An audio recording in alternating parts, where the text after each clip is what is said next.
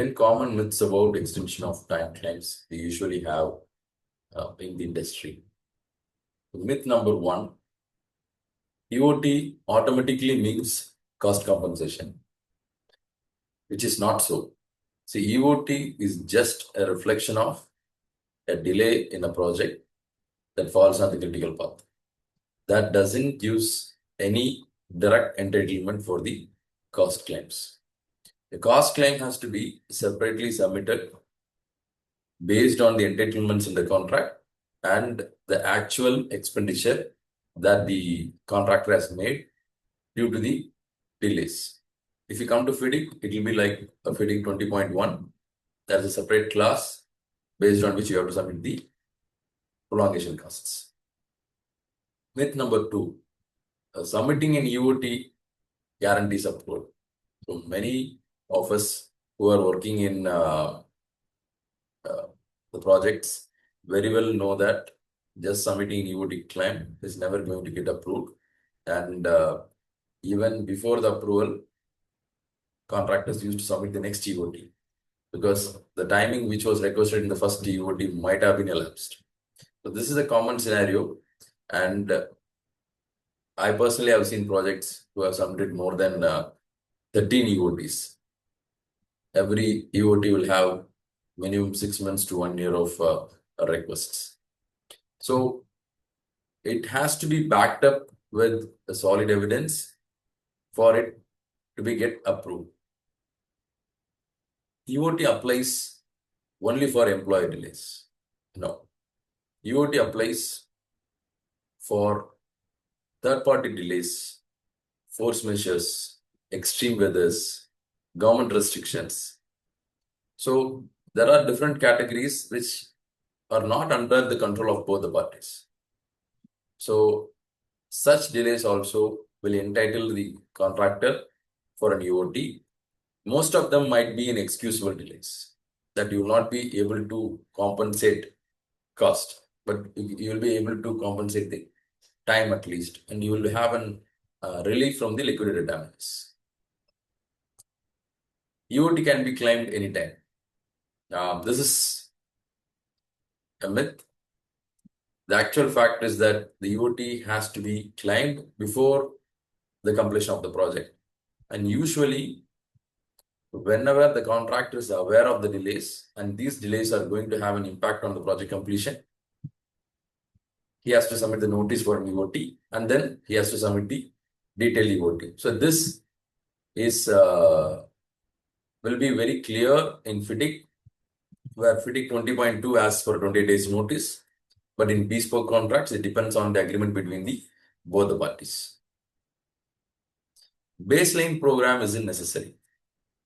For example, if you see SCL Delay and Disruption Protocol 2017, Edition 2, there are 6 delay analysis methods. And in the 6 delay analysis method, 5 delay analysis methods needs a baseline, except the collapse as built. But in industry, if you see the most number of delay analysis are being made on time impact analysis or impact as planned analysis or as planned as built analysis. These are the most commonly used delay analysis techniques. In all these 3 delay analysis techniques, you need a baseline. So baseline is a very basic necessity to do a delay analysis, which is the backbone of the EOT. Every delay justifies EOT. This is a myth. Only the delays that affect the critical path will qualify as a delay. There may be many delays which are not affecting the critical paths. They will not be even considered as delays. And when they are not considered as delays, you are not eligible for the EOT. Concurrent delay cancels EOT. Usually the concept of concurrent delay is 1 or 2 delays occurs at the same phase of time. One might be from the contractor, the other might be from the employer. Sometimes it might be from the third party. Sometimes the 3 may come under a concurrency. The first qualification is, even though it's a concurrent delay, it has to affect the critical. If not, it's not a concurrent. It's not even a delay.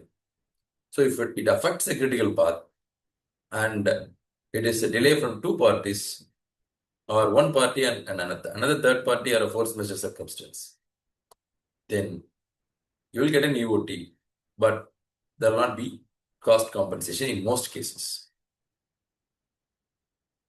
Verbal approval is enough.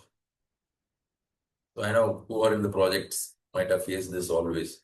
The client will say that we'll give you approval. Don't worry, you just continue the work. Many contractor and employer are not even aware of the concept of time at large.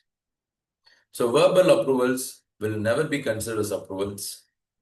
Of course, you have to prove it with backup evidences that there was a verbal approval.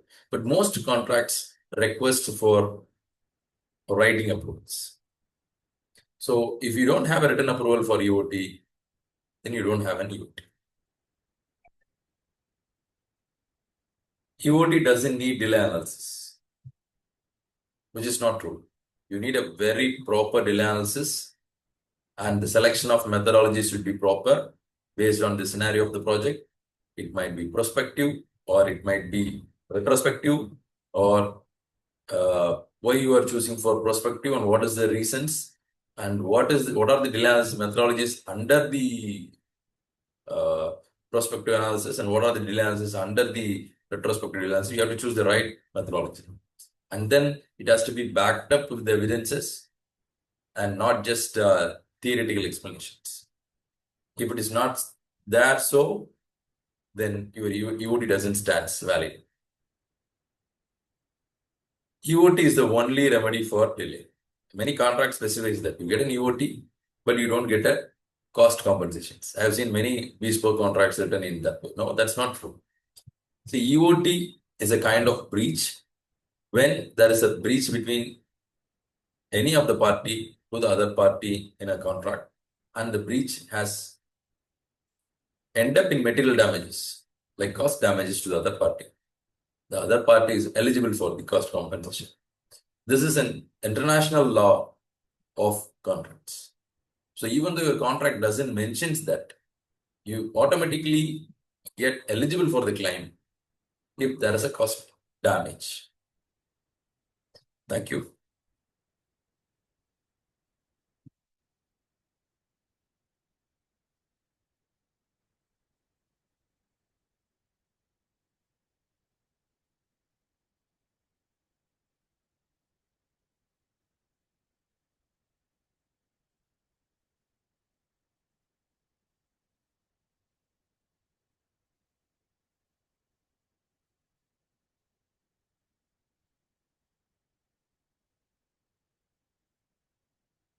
Recording எப்படி stop பண்றது?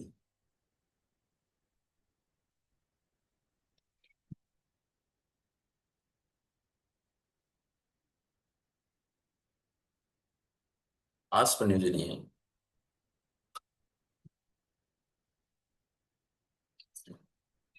Super. ஒரு ஐக்கானி ஒரு இடத்துல வச்சுக்கிறானு.